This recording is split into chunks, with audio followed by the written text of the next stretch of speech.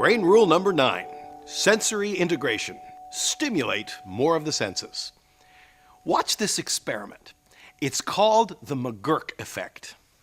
Ba, ba, ba, ba, ba, ba, ba. What do you think he's saying? If you think he's saying da, da, da, you are in the grand majority. But now, close your eyes and listen instead of watching. Ba, ba, ba, ba, ba, ba, ba. The voice is saying ba, ba, ba. Now, let's replay it without the sound.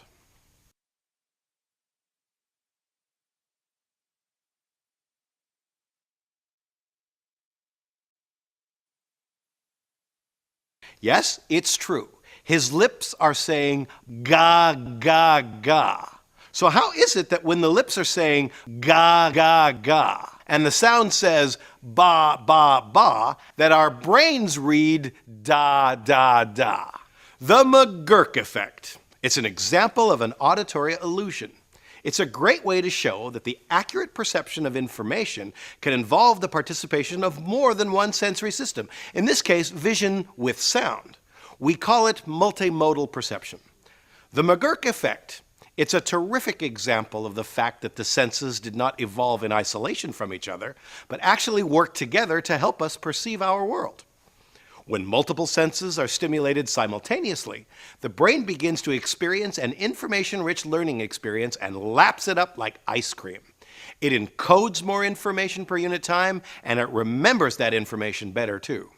For instance, smell is unusually effective at evoking memory, especially emotional memory. If you're tested on the details of a movie while the smell of popcorn is wafted into the air, you'll remember 10 to 50% more.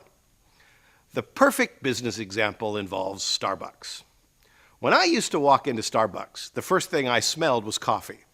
They made sure their employees didn't wear perfume or cologne when they're working because they didn't want it to overwhelm the coffee smell. They made sure the only thing you smelled was coffee. And then they introduced breakfast food. Melissa Allison covers Starbucks for the Seattle Times. In the past couple of years, Starbucks has started selling breakfast sandwiches in its stores, but it took many years for them to get to the point of actually rolling it out across their stores because they couldn't find the right oven for it. The ovens they were using were putting off too much breakfast sandwich smell, and they were afraid that was overwhelming the smell of the coffee.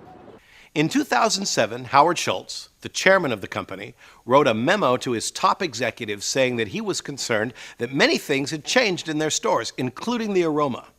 He wrote that flavor-locked bags may have kept the coffee smell from being dominant in their stores. It was such a big deal that there were huge headlines. Advertising Age even had one that said Starbucks smells the death of its brand experience.